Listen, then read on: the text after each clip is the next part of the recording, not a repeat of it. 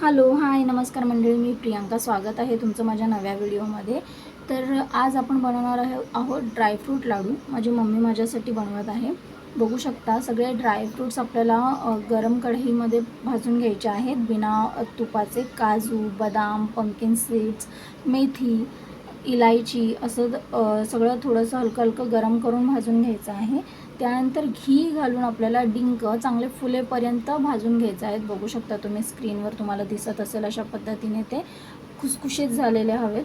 त्यानंतर किसून घेतलेलं खोबरं आपल्याला लाल नाही करायचं आहे, हलकं गरम करून घ्यायचं आहे. ही बघा माझी मम्मी माझ्यासाठी लाडू बनवत आहे छान छान.